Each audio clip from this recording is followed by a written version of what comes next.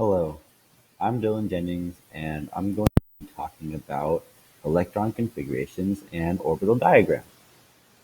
Well, what are the four different types of orbitals? The four different types of orbitals are the s orbital, the p orbital, the d orbital, and the f orbital. As you can see in these four diagrams, the top left one will be the s orbital because the s orbital is spherical. The p orbital would be this one right here, which looks like dumbbells. It has like that figure eight kind of shape. The d orbital has kind of like a clover kind of shape.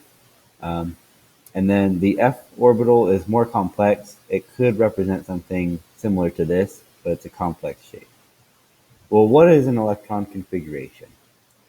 An electron configuration is a distribution of electrons of an atom or molecule in atomic or molecular orbitals. Um, well, we use electron configurations to figure out the order of the energy states for an element. For example, hydrogen has the lowest energy level, so it is a 1s orbital, while an element such as aluminum has a higher energy level, so it's a 3p orbital. So let's look at the periodic table here. So you can see the top one is the actual periodic table with all the elements and stuff. Well, the bottom one helps to represent what the orbitals are like. For example, the 1s is in the top left and the top right. The 2s, the 3s, the 4s, the 5s, the 6s, the 7s are all right here. 3d, 4d, 5d, 6d are all right here. And 2p, 3p, 4p, 5p, and 6p are all located right here, with 4f and 5f, which are the intertransition metals, are located at the bottom. So you can kind of compare from the top one to the bottom where elements are. S orbitals have 2 electrons in them. They're smaller, so 2 elements. P orbitals have up to 6, so that's why you can see 6 elements over here. 3d orbitals have 10, so the d orbitals are the transition metals, and then the f orbitals have 14 and are located with the intertransition metals. So let's look at some examples. So the first one is H. If you locate H on the periodic table, you can see that it is in the s orbital. So let's look up over here. H is right here, and then if you look down here, it's in the s orbital. So it is also the first element in the orbital. So electron configuration would be 1s with a 1. So if you look at this 1 can also represent the number of electrons there are. So the 1s is the orbital, and the 1 is the amount of electrons. Now let's look at Li, or lithium. So lithium would be the next orbital. So if you locate it on the periodic table, or it's in the next orbital if you locate it on the periodic table.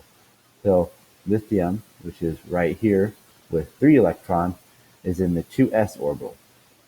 So what that means is that the 1s orbital will be filled, and then you move on to the next orbital. So 1s with 2 would mean that the orbital is filled, and then you move on to the next orbital, which is a 2s orbital. Okay, so this would lead to 1. So if you look here, there's 3 electrons and 3 elements. So this one, so 1s1, and then 1s2, and then 2s1. And then this would be 2s2, which would be beryllium. So if you look and you can see that the orbital, it adds up to 3. So the number here, this is 1, which is hydrogen is 1. Here, lithium's 3. If you add up the 2 here and the 1 here, then you get 3. So the number of electrons should also equal the atomic number. Now let's move on to C. C would be in the 2p orbital, which means that the 1s and 2s orbitals will be filled.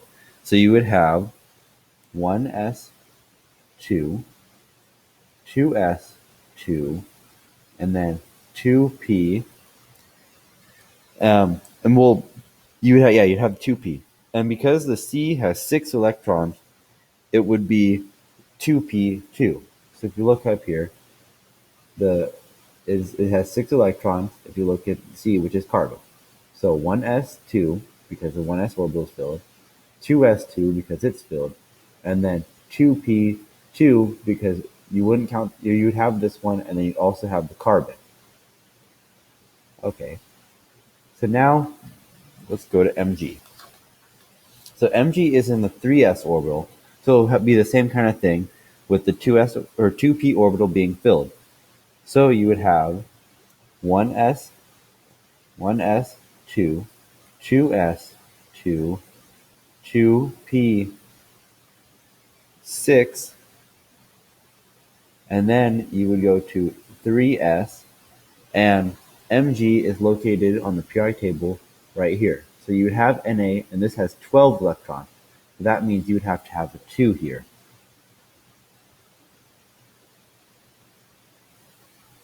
So because Mg has 12 electrons, you would need 2 in the 3s orbital.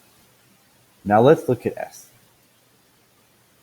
So now you can pause the video and try to figure out the electron configuration for S.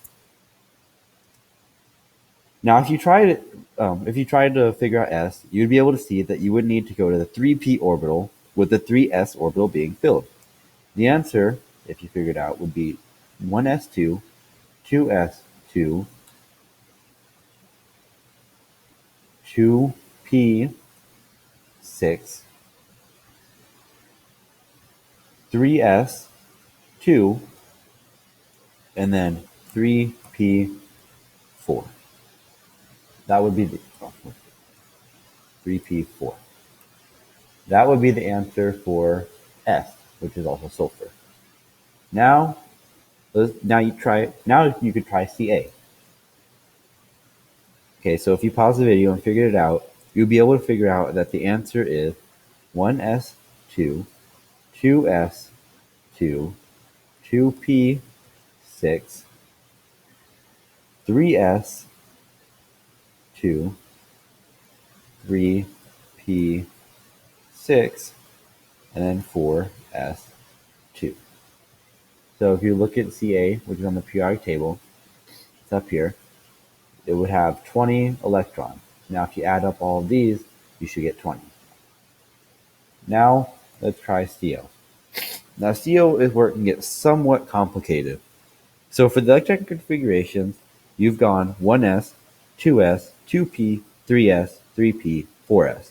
Now this is where we get into the transition metals. Instead of going to 4p, which has been the trend so far, you would have to go to 3d first from the 3d orbital, the orbital. So everything else would be the same. So for the answer, you get 1s2, 1s2, 2s2, 2p6, 3s2, 3p6, 4s2, and then 3d7. So you see, if you go 1s2, 2s2, 2p6, 3s2, 3p6, 4s2, and then 3d7, you don't go to 4p. You would have to go to the 3d first. And if you look up here, you can see 3p, 4s, 3d, and then a 4p. Now, AS will be the next step. We'll try AS next. So for AS, you'd have to go. So after the 3d orbital, then you would continue with the 4p orbital. 4p. So if you look at the trend, it would be 5 to go 4p. Well, then if we continue the trend, it would be 4d, 5p, and then 6s, 5d, 6p. So